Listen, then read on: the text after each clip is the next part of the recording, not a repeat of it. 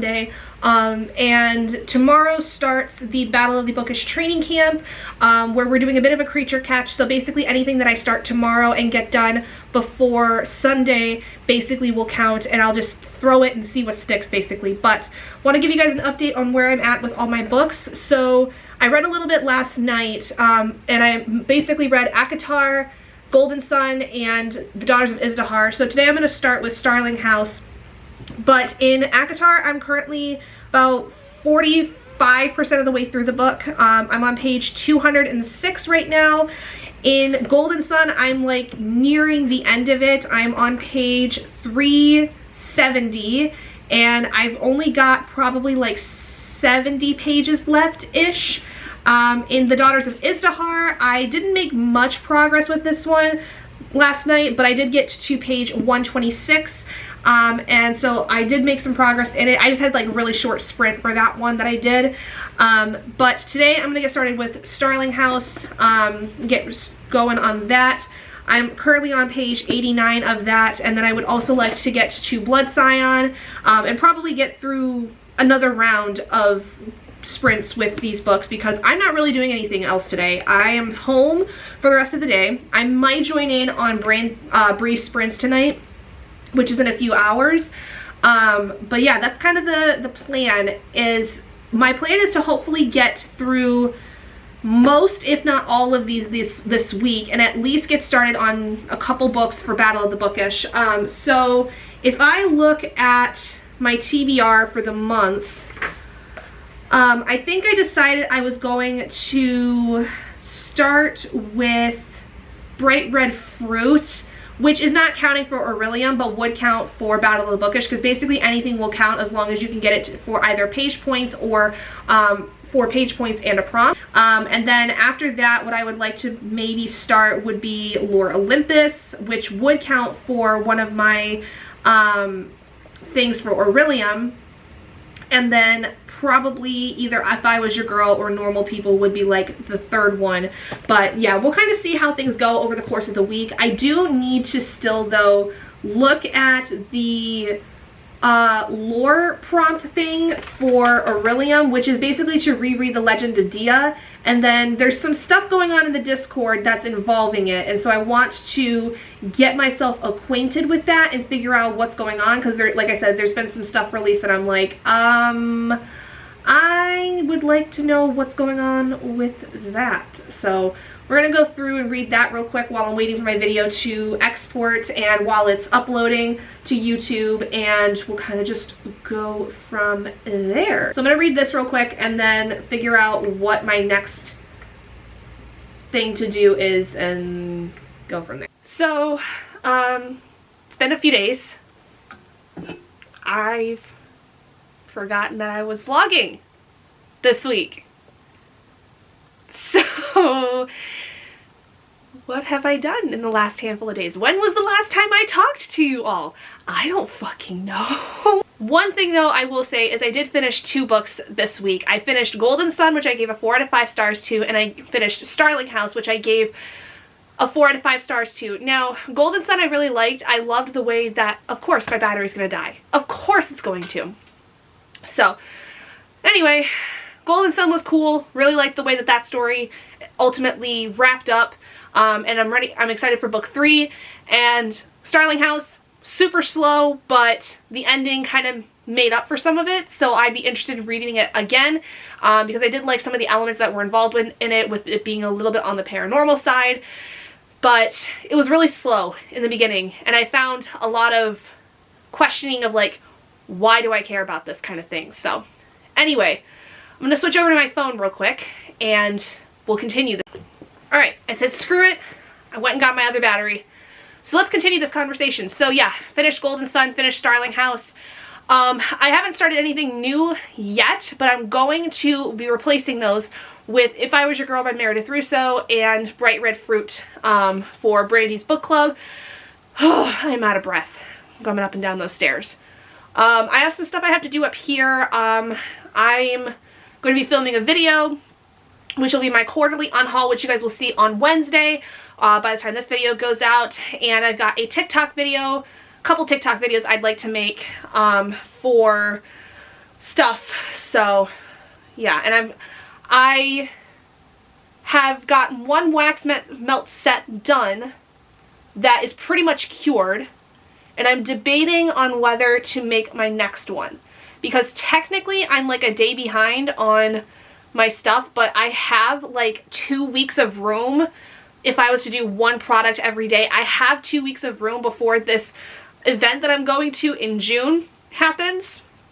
Like, I have 55 products basically that I'm taking with, but the problem is I also don't have enough supplies. So trying to decide what exactly I want to do, because I just realized I'm running low on my wax melt containers, which I need to get more of, but I also can't really afford to get all these new supplies at the same time. So I'm just gonna make as much stuff as I can at this point and call it good, because I've got enough wax and I've got enough like essential oils and herbs to, I think, make as much as I need to, but I wanted to make more and I just think I'm not going to be able to, which kind of sucks, but it is what it is. I probably will not have all of my wax melts made that I want, and I probably won't have as many candles as I had originally expected to, which, again, it's fine, it's fine. I'm gonna have to roll with it.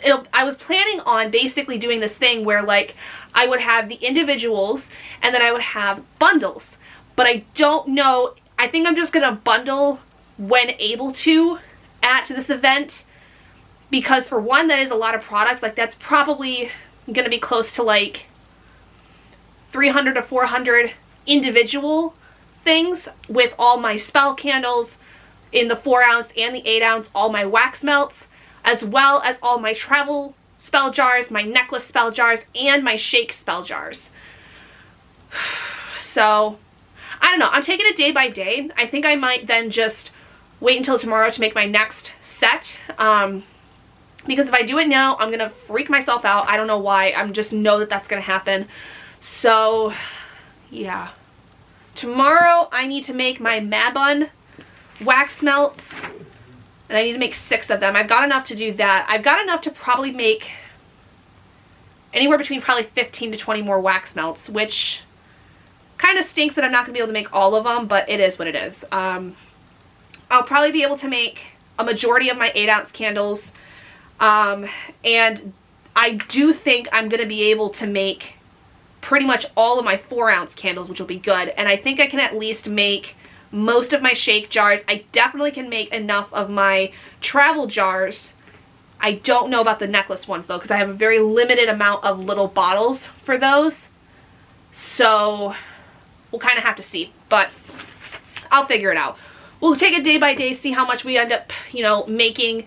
I'm just going to make as much as I can of the ones that, like, I'll make the maximum amount that I need for each thing until I run out of my supplies. So it is what it is. But currently got Allie from Hardback Hoarders sprints going on Twitch.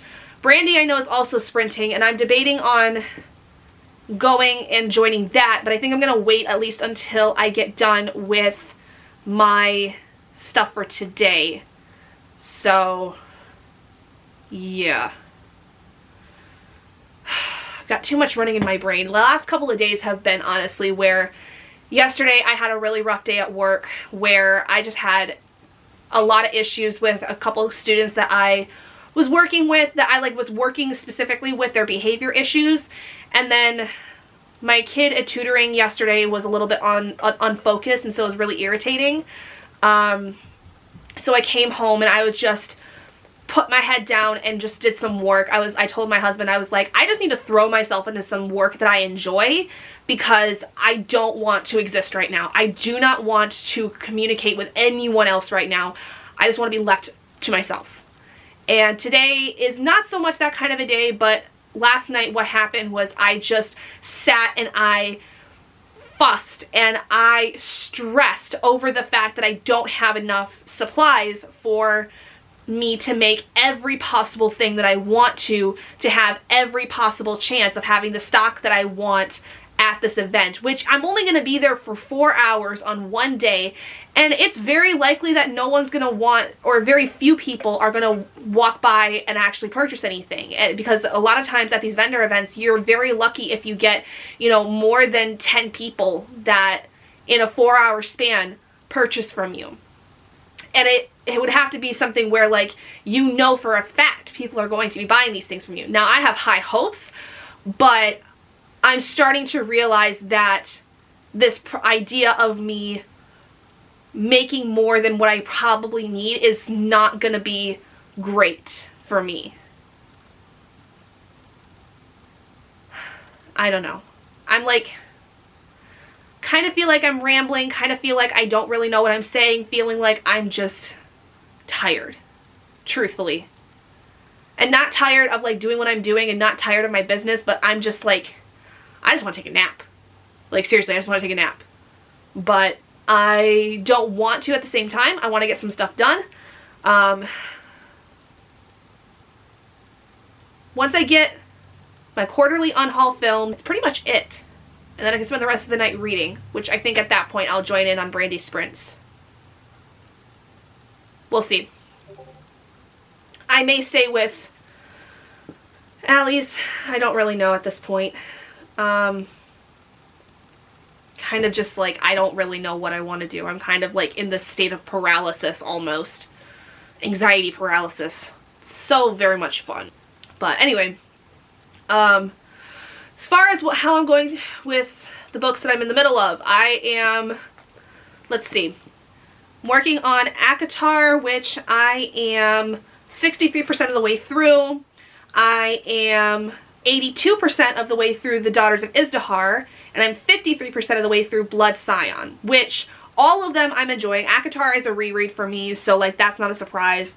And then The Daughters of Izdihar, I am loving immensely. Like, I am loving this so much more than I thought I would. And this is giving me those Egyptian vibes that I was hoping for, truthfully. This was giving me, you know, those kinds of feelings, and the world is so fascinating. The magic is amazing. Blood Scion, I'm really enjoying, and that was the one that Bree and Brandy both thought I would really, really like.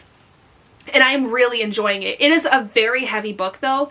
Is it a 5-star? No. But I think that it's one of those books where I think the audiobook doesn't give it enough justice, and it's something I would probably need to focus more of my time on reading physically. It's very hard-hitting, it's very heavy, and it's just a great book in general. It's a great fantasy. I love the way that this world is set up. I love the way that Deborah, like, really hits home with a lot of the things that are going on in this, with, you know, children being a part of war, and, you know, them trying to survive, but also trying to look out for themselves and look out for others that they care about, and the amount of sacrifice that's involved in it. Like, it's really, really amazing, the amount of work and the amount of love that was put into this novel. Like, you can really tell. So I definitely think it's going to be a very strong 4-star, but I don't know if it's going to be a 5-star. I think if I was to reread it physically, it would very likely be closer to that 5-star, but for right now, it's sticking at a 4-star, and we'll kind of see how that is by the time I get through the last half of it, because like I said, I'm about 53% of the way through at this point. If I Was Your Girl is definitely one of my Orillium TBR books for one of my classes. And I don't think Bright Red Fruit is, but Bright Red Fruit is Brandy's book club pick for this month, and it is a 4-hour long audiobook. It is very, very short, so I could probably get it done tonight if I like just crammed through it in 2 hours. But I'm not going to do that. I'm going to take my time with it. It's, I think, a book of poetry, if I'm not mistaken, or at least like maybe prose poetry of some kind. I don't really know. I thought it was a thing of poetry, but it's by Safia Elhillo, which never heard of before. Brand new author to me, so I'm pretty excited about it. And then I don't have my bullet journal up here with me. You guys can tell I'm probably like really, really tired. Like, it's just been a very long week for me, even though I've had mostly half days this week. It's been a very long, excruciating week, and I'm just tired. So I'm gonna try to finish up what I can and try to keep reading. I'm so tired. I'm so tired. Good morning. I am up way earlier than I normally am. It is basically 7 o'clock in the morning. I say I'm up earlier than I normally am because on a weekend especially, I don't wake up until like 11 sometimes, if that. So today, what I'm planning on doing, I'm thinking that Robert and I are doing something this evening. I have to figure out exactly what the plan is because my mom and my grandma are going to a book event that is with Angeline Booley, who I've met previously a few weeks ago, but she's going to be in my hometown today, which is kind of odd because for one, my hometown doesn't really do a lot of like bookish events on a regular basis, but the local libraries in my hometown, like the group of libraries that are in like our county, is like they're hosting a series of like different book discussions, and so Angeline's going to be there discussing Firekeeper's Daughter and Warrior Girl Unearthed, which my mom has been reading Firekeeper's Daughter for the first time. I've read it obviously, and my grandmother has read it because I gave up a copy of the book to my grandma for Christmas a couple of years ago after I read it and was like, you need to read this, this is going to be great, has a lot to do with our heritage, stuff like that. I talked a little bit about that before, especially in my signing event video with Angeline Booley and Ferda Abike Iyamide, where, you know, I talked about talking with Angeline. So I would like to be able to go to that. The doors open at noon and the event is at like 1, and I think it goes to about 3-ish. So I would like to go there because my mom and grandma are going to be there, and you know, it would just be really cool to go and see her with them, stuff like that, and hear more about Firekeeper's Daughter and Warrior Girl Unearthed, and just really more so to see my mom and my grandma's reaction to the whole thing, not so much for me, but I would like to go regardless because it would be a really cool thing to experience that with both my mom and my grandma, who we have very limited knowledge of the heritage that we come from. So she means a lot to, I think, especially my mom now too, with having been reading Firekeeper's Daughter recently. And anyway, so I would want to go to that if I can. But I don't know how that's going to pan out with the rest of my day, so I have to figure out what's the plan with Robert, because we were going to do something this weekend, but our plans ended up falling through, and so we were going to maybe see a movie tonight.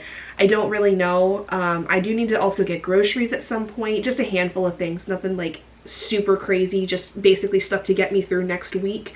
And I need to wash my hair, and thankfully though, in the last hour that I've been awake, since I've been awake since 6, I've already edited and uploaded and scheduled my video for Wednesday, which was the quarterly unhaul. I still have to do this vlog obviously, but this is what I'm going to probably do Sunday once I've, you know, gotten through and gotten some footage for today. But yesterday I did manage to read a little bit of ACOTAR. I read like 2 chapters or so, and then I did start If I Was Your Girl by Meredith Russo, which this, if you're not aware, is about a trans girl, and especially if after coming out there's been a lot of things that have happened, and essentially she is living with her dad and had moved to a new city, going to a new school, that kind of stuff. Very similar to what I Wish You All the Best by Mason Deaver kind of is involved with, except I don't think at this point, I don't know for sure because I think it's too early to say, that she was kicked out of her home. I think it was just a matter of circumstance where she ended up going to live with her dad. But dad is actually really on board with this identity. There is mention of a suicidal attempt, so there's a trigger warning for that. And I do think that that is what kind of catapulted a lot of the stuff that happened. I don't know whether the mom here in the story kicked her out or if it was an amicable kind of like separation and stuff like that, or if it was a custody thing. I don't really know. It's not super clear on that. All I do know is that there was a suicidal attempt, and then shortly after all this stuff started happening, and this is also placed in the South, which if you're not familiar and you have not been watching the news, the South is not a very great place to be if you are a trans person. It is a very much disliked aspect of being a human, is being trans in the South. So there's going to very likely be some transphobia within this. So far, no one really knows that the main character is trans, and they're meeting a lot of people that, like, thankfully are seeing them as feminine and seeing them as a girl.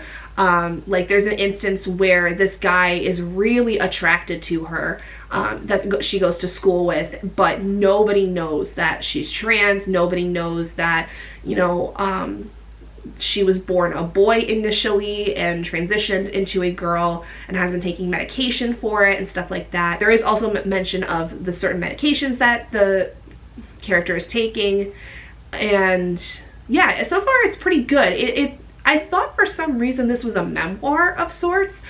I think it was in some ways going to be a memoir. I just thought it was going to be like an actual memoir of Meredith Russo, but I guess it's more of a fictionalized, what do they call that? It's like fictionalized narrative of some kind. I don't know. Like, I don't really know for certain, but I thought when I first heard about this book that it was a straight up memoir of Meredith Russo's experience as a trans girl. But I could be wrong. I could be completely wrong. So yeah, anyway, I think that's basically it for right now. I am going to do, I think, a voiceover audition, and then really I'm just going to get myself around and figure out what the day is going to entail.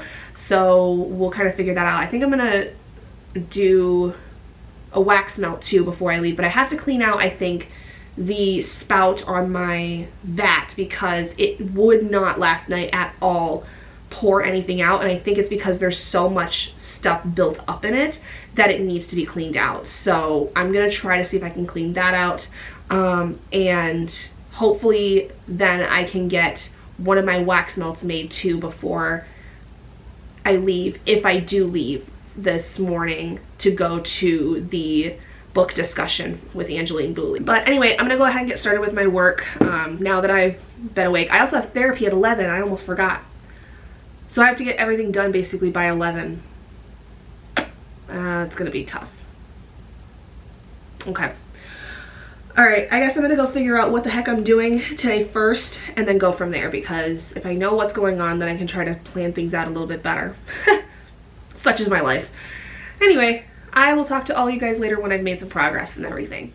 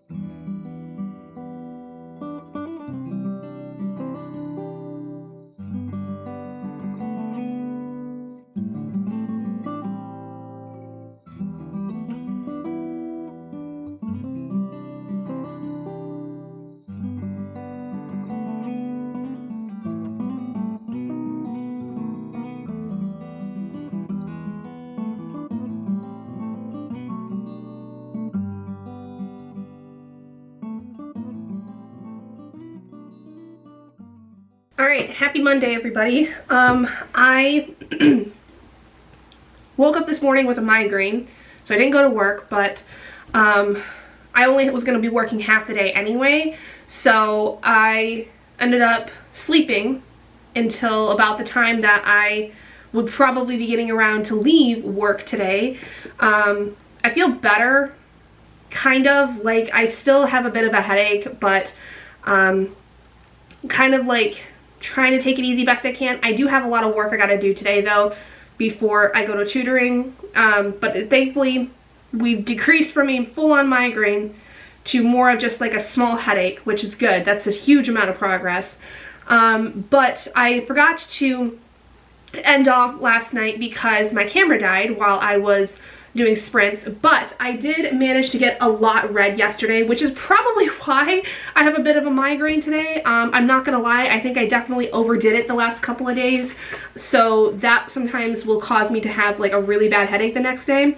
But last night I was able to finish The Daughters of Izdihar, which I gave a 5 out of 5 stars to. Absolutely loved.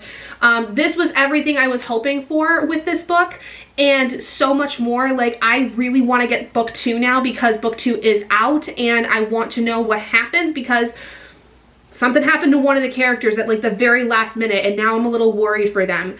But otherwise, I then also finished the entirety of A Court of Thorns and Roses by Sarah J. Maas. Gave that a 5 out of 5 stars. I liked this a lot more the second time than I did the first time. I still think Tamlin's a little big bitch, which those of you that have read the series, you know why. But there were so many things about this I liked more, and I think part of it is because the first time I read this, I listened initially to the full like cast movie version almost of the audiobook, and that put me off so bad. I listened to the normal audiobook version of this, and I actually liked it a lot more. I do think though, on the second reread, that Feyre, like, I gave it a 5 out of 5 stars, don't get me wrong, but I do think Feyre is a character who is a little bit having of like learned helplessness, which basically is like she knows and she's learned that she's not able to do certain things, and so she kind of relies on that knowledge that she's not able to do certain things and almost refuses to do things to help herself in order to, you know, perpetuate this thing of, oh, she's not smart enough. Because here's the thing, she's like, you learn in the book very quickly she's illiterate. She does not know how to read very well. She knows some words, but not really like a lot of big ones, and there's this whole thing that happens because she's illiterate in this book. And that's the thing I feel like she has a lot of learned helplessness with, where she basically doesn't do anything to help herself. Anytime it's brought up that she is illiterate, she's kind of got this thing, this mindset of like, I don't want to do this because I want to prove that I am able to be perfectly fine and capable without being able to read, which by all means, fair play to you. Like, you don't have to prove anything to anybody. You don't have to do anything you don't want to, but you also don't have to do anything you don't want to if it's going to be, you know, something where people are going to be proven right if you're looking to prove them wrong. At the same time, though, it would have definitely been of a virtue to help her, because the way in which Lucien and Tamlin were trying to help her was, I think, all in decent standing. Like, they actually were trying to be decent people to her. I mean, obviously Tamlin, we know he's got his own agenda and all these things going into the series, but at the beginning, at the very least, if you go into the series not knowing anything, it feels like he's genuinely just trying to help her. And I feel like in Feyre's position, it would have made more sense to just allow these people to help her, because there's no ill will being shown at that time. Now, like I said, if you read the series, you do know that he has his own agenda and all these things. But when you're reading it for the first time and you're reading it as Feyre for the first time, how are you to know? They're just people that are trying to help you and be decent about it without making you feel like a complete idiot. I don't know. Just that's the one thing that still irks me about this, is this learned helplessness aspect. I will say Farah, though, I did appreciate the scope of which how she is able to become stronger over time, and not only like not rely on people, but she's able to do things on her own and make her own decisions, and also like showcase how strong of a person she is. I didn't get that feeling of, you know, that stereotypical YA young adult character where it's like, you know, I'm different than other girls. Like, she's definitely different. She's definitely got her own things about her, but she doesn't have that I'm not like other girls vibe, all these things. So definitely enjoyed it a lot more the second time around than I think I did the first time. So happy with that. Made some progress in If I Was Your Girl. Really liking this one. It's a little unnerving at times though, because there's like some people that are trying to like be nice to this character Amanda, and we learn a lot of things about like their past leading up to what's going on, which is really interesting. More specifically, when they were going by their dead name and before their transition, a lot of stuff about leading up to them figuring out about being trans and what that is, and going through the steps of transitioning and all these things.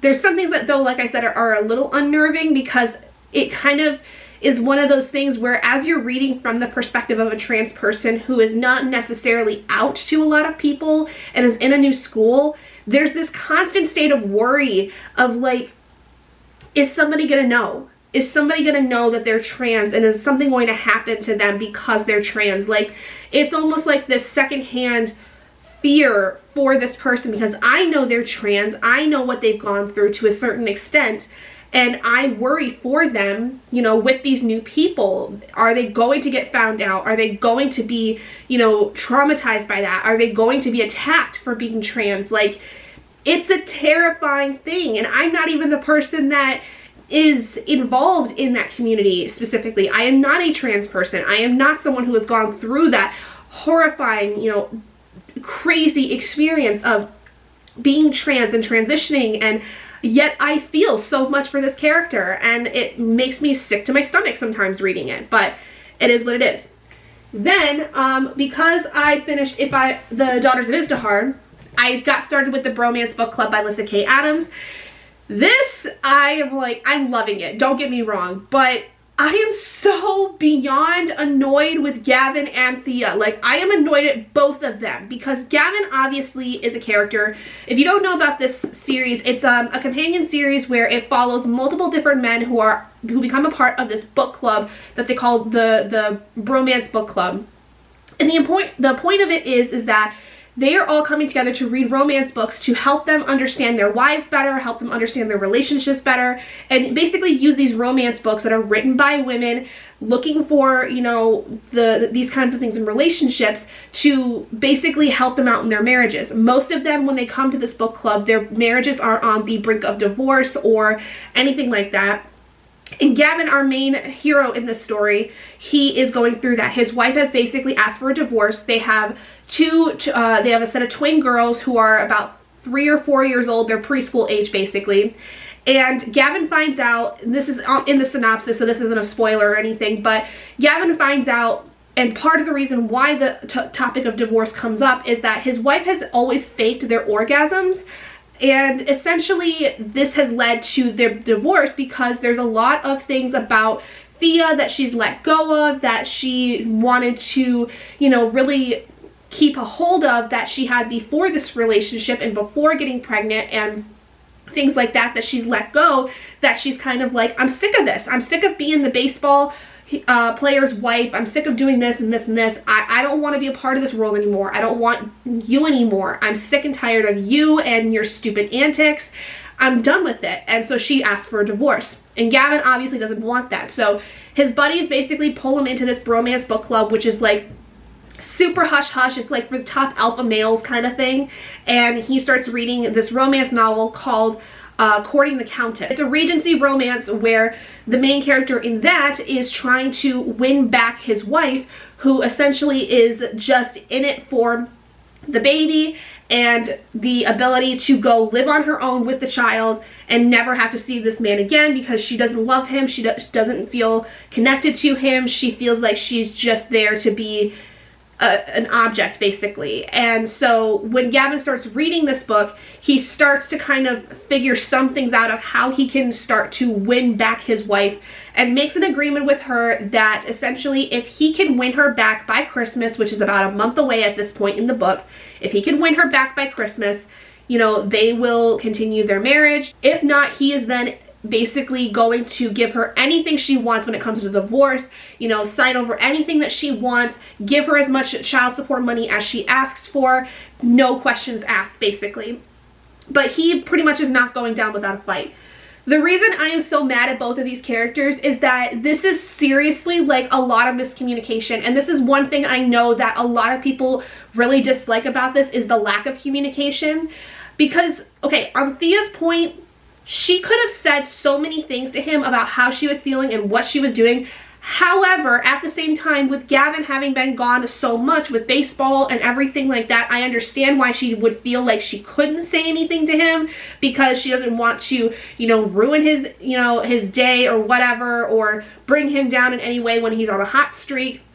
But at the same time, she should have been able to voice her opinions, and Gavin should have made it something where she could effectively and safely and lovingly be able to express her emotions without feeling some kind of backlash. Gavin is your stereotypical, like, hardened male who just doesn't have any emotions whatsoever, doesn't understand anything past his purview, and it's just so frustrating because it's like, dude, your woman is literally asking for a divorce. You'd think you could, like, go back in time a little bit and start figuring out some of the bad things that you could have done that really pissed her off. Like, it's not that hard to start recognizing what you've done in the past that could have eventually led up to this point. It's not that hard. Like, my husband and I have a much better relationship than we did previously, but that's because we had to learn very, very quickly miscommunication was one of our biggest problems. And now when I see it in books, it makes me so mad, because I'm like, you know that this is not what you're supposed to be doing. You know that this is what you should be talking about to each other. This is what you should have been talking to each other about in the first place.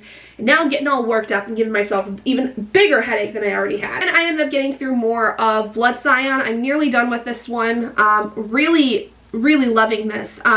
There's a mystery in this surrounding around the main character's mom who had disappeared a couple years before the main story of this, and so there's a lot of that that's coming to head that is really amazing. I'm in, like, though, the last, like, 10% of this, and so, like, a lot of this is just kind of like battle scenes at this point, but this is a really heavy novel. This is a really heavy novel where you really can't get attached to anybody, because pretty much it feels like everyone's going to die at some point, and it's really sad. But the biggest thing about this too is that it's focusing on children being used in war and being drafted into war when they're so young, and it's just unfair. It really just paints the picture of how places like in Africa, for instance, in the Congo, are happening right now, where young children are getting pulled into these gangs to fuel this war, and they're being thrown into the front lines, and how devastating that is, and how they're having to kill other children, and how devastating that is on their psyche and their, you know, ability to be as, like, normal people. Like, these are kids that should be having, you know, actual childhood memories. They shouldn't have memories where they are remembering the first kill that they had. And this book is, like, really kind of just hitting a lot of those marks that just kind of hit your heart really badly, that make you understand more of what's really going on in those parts of the world where this is an everyday thing. This is an everyday scenario, and there's no end to it in sight as of now. And it's heartbreaking. It's just absolutely heartbreaking. And then I did end up starting the book club book for this month for Brandy's book club, which is Bright Red Fruit. This is a poetry collection from the author. It's narrated by the author as well. And really a lot of it is this discussion of her life growing up as an Arab person, where mom had a very strong set of rules, like she couldn't wear makeup, she couldn't wear, you know, certain clothes, because they didn't want her to be looked at as something that could be taken, because apparently there was a girl in their community who did all these things and she was kidnapped. And the way that the author kind of explains it is that mom is very, like, very protective, very helicopter parent-esque, and their entire community is like this, where everyone's in each other's business, and she can't really seem to live a normal teenager's life.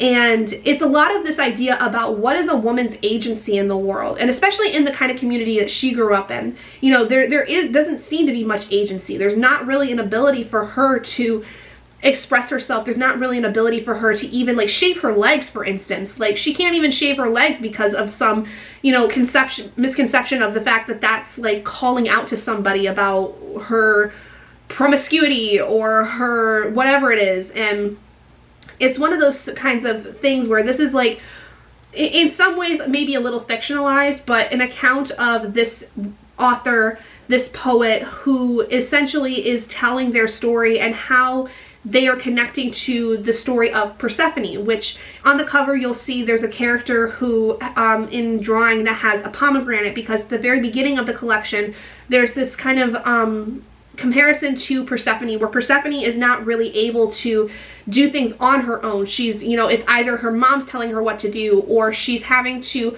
go down every winter to Hades and, you know, be with him and, you know, be at his beck and call and all these things. And she doesn't seem to have really her own agency, even though she wants that so badly, to be just who she is as a woman and do what she wants to do.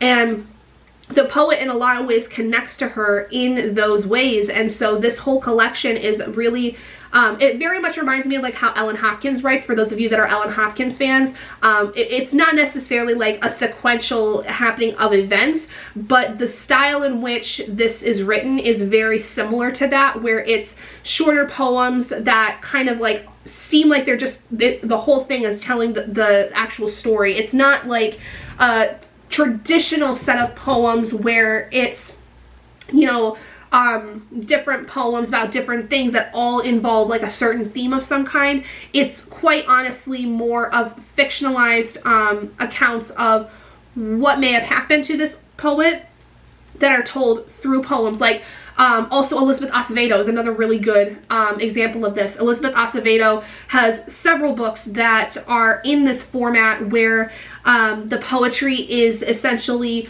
creating a story in itself. Like, each individual page is a poem, but all of the poems are in some order telling the story of what's going on, as opposed to being, you know, a little bit more disjointed from each other, if that makes sense. Because traditional poetry, how it is that you have poems, like I said, that all kind of revolve around a certain theme, but they are individual poems themselves. They tell their own stories, they tell their own things, and they don't necessarily have a strong connection to each other than the overarching theme that the collection is about.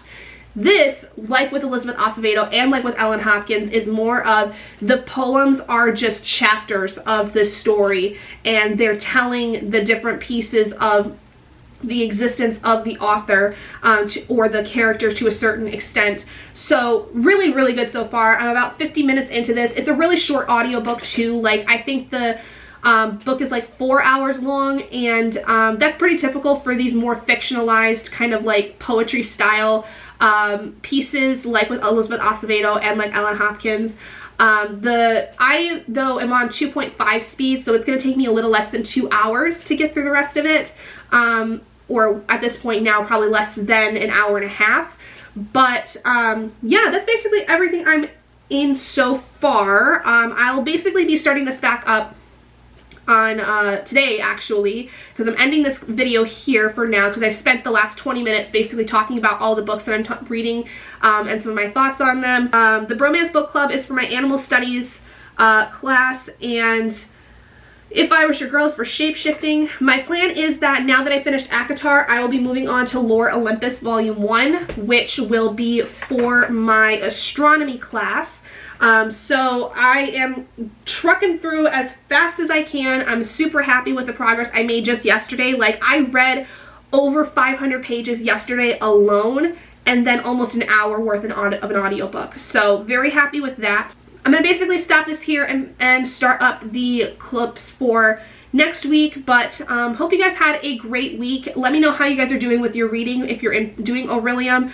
As far as Battle of the Bookish, I did basically nothing for Battle of the Bookish, unfortunately. I wasn't able to start and finish anything in the week. I was able to start a lot of things, but finish during the week of Battle of the Bookish, not possible. So unfortunately, I really didn't get a chance to participate as much as I wanted to in it. I did the best I could, but the last week was kind of crazy to where I just couldn't sit and finish anything really much of the week as much as I wanted to. So it is what it is, but hopefully when it comes to June, I'll fare a little bit better since that is the month-long one. And I'm pretty happy to see that we had as much participation as we did. Anyway, thank you guys so much for joining me in this video. If you guys did enjoy it, please do give it a big thumbs up. And if you haven't already and you'd like to be able to see more content like this, go ahead and hit that button down below and subscribe to become an owlet in our flock. And I will see all of you guys in my next video. Bye, guys.